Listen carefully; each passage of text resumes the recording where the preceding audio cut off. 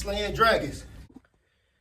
The Untouchable True School Sports Empire proudly presents something the boxing games are missing. Hey, what's going on? It's your boy BT, and I came here to talk some boxing with the thousands of True School Sports subscribers.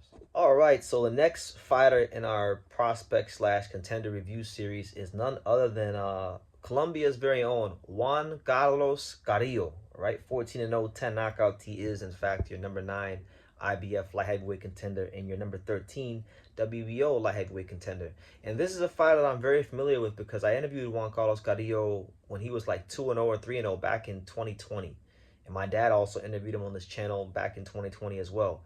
I know Juan very, very well because I believe he's still trained by Luis Chiro Perez. And I remember back in those days, there was a period of time where Luis Chiro Perez, back in those days, I was living in North Miami, right? And Luis Chiro Perez, I didn't have no car, I had no scooter, right, at the time to get around South Florida. So Luis Chiro Perez would come pick me up from my apartment with the fighters, with at the time he was in the car. We had like Frenchie Fortunato, who was in the car. He was a bantamweight from Dominican Republic. Juan Carlos Peña, another Dominican fighter, and one of the fighters that was in the car as well was Juan Carrillo, right? So fun fact there. That's how I know him. That's how I know of him, right? But that was 6 years ago. 6 years later, still unbeaten, still trudging along, and now one of the top light heavyweight contenders in the world. So it's been a beautiful thing to see from my perspective how his career has evolved. But let's talk about him because he's a very decorated amateur. You know, he had a good record. He used 388 wins, 23 losses as an amateur. Very, very good. Fought some names you guys will know. First of all, he has wins in the amateurs over Liam Williams from the UK. You know, we fought Andre, world title challenger. He has wins over Albert Ramirez, who we all know. Albert Ramirez is the interim champion, I believe, at light heavyweight as well for the WBA. And then, Hassan Mandam, right? So beat good fighters, right? Also fought guys. He lost to these guys, but he lost Dave Morrell. He lost to Mateo Baralik. He lost to Frank Sanchez, and he lost to Carlos Gongora in the amateurs, right? So, you know, he may have lost those guys, but he has that experience. You understand? And he actually was a 2016 Olympian for Colombia. He was a bronze medalist in the 2015 Pan American Games. And so, look, he has a very good foundation when you talk about him as a fighter and his experience level. When you start breaking down his style, what does Juan Carrillo do well? What makes him effective? How can he, how can he beat these guys? First of all, like I said, very educated southpaw. He probes very, very well with his lead right hand. And I would say what makes him very, very effective is the fact that he varies where he throws his straight left hand. He may probe with the right, but he's not gonna just throw the straight left hand down the middle or to the body. He's not gonna be repetitive. He's gonna change it up on you. So I like how he varies the left hand off the probe. I would say in terms of punching power, I think he's I want to say he's an average puncher, but he's good everywhere else. So it actually amplifies his punching power. I think he would probably get more knockouts if he threw at a higher output, but that's just not the kind of fighter he is. He likes to take his time and box and counter between the shots and control the pace. But at a higher level against better competition, he might have to throw at a higher output, and maybe he'll prove to be a bigger puncher when he's put in with competition that has to make him open up more and get his respect. But right now, from what I've seen, he looks to be an effective puncher, but, you know, at light heavyweight, an average puncher. You understand? Best quality for Juan Carrillo, I would definitely say, is his accuracy. And that's the thing. People get so caught up in punching power that they don't realize that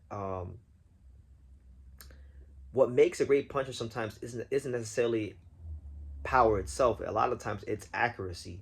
So you could be an average puncher, but if you're accurate, you might get accumulation stoppages because fighters just, you know, swell up easily. So he's an accurate puncher, and he controls distance very, very well. Those are the things that really stand out for him when I break his style down. And as far as like a weakness, if I had to name a weakness that I saw while watching him, I think Juan Carrillo, sometimes he does carry his chin up in the air at times, and it's a habit that I think he needs to correct. You know, I know for myself, from when I box and I train, you know, habit I'm working on. You know, you gotta tuck your chin when you punch. Otherwise, you know, you have it up there in exchange, and boom, you get hurt. You get hurt sometimes. So I feel like he's need to correct that, because if he doesn't, these guys these fighters that he's getting ready to fight, or that he's ranked in and around, if he fights those guys, they will make him pay for that. So let's talk about that. When the world learns who Juan Carlos Carrillo's name is, who are some of the fighters that he may have to fight in 2026? Okay, so let's talk about that. As far as fights I want to see from, because these are guys, all these guys I'm going to name are all ranked in and around him, and I think he needs these guys as much as they need them to prove to get to the next level in the light heavyweight division. So I want to see Juan Carlos Carrillo fight the likes of Nigel Lopez, you know, Atif Overton, Ben Whitaker, Imam Katayev, Ali Ismailov, all very dangerous fighters, all fun fights, all fights where if Juan Carlos Carrillo was to take any one of those, beat any one of those guys, he's now on the map, he's truly on the map in the consciousness of a lot more boxing fans. You understand? You know, Nigel Lopez, explosive puncher, doing this thing on Pro Box. Atif Overton to me is a future light heavyweight champion. You know, Juan beats him, I'll have to look at Juan as a future light heavyweight champion, right?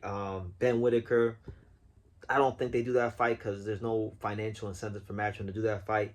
But like Imam Katayev, Ali Ismailov, those are fights I could see happening for Juan, because those are guys that fighters aren't going to be running the fight because they don't speak English, and they're not easy to beat. You understand? So he's in a very, very good position as far as, you know, what could be coming his way in 2026, and good fighter. It's just a really well-rounded fighter. I think he does a lot of things very well. You know, is he going to be a guy that sells a bunch of tickets? No, not really. Doesn't speak English. He's from Colombia, which doesn't have a built-in fan base like Mexico.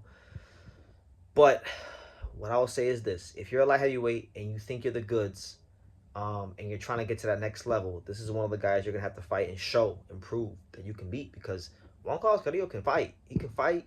He can box. He's a solid puncher. I'm looking forward to seeing what he does, and I hope he gets a chance to prove himself in 2026. But those are my thoughts on Juan Carlos Carrillo.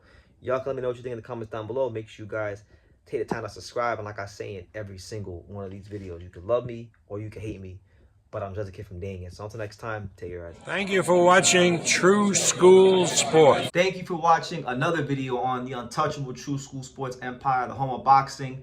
We're on the road to 100,000 subscribers, guys. So help us keep being great. Help us keep pushing out that real boxing content for the fine folks all around the world. And make sure you jab, you hook, you Mike Tyson, you Mayweather that subscribe button. Pops, show them how do they gotta hit the subscribe button. Pop, pop, pop.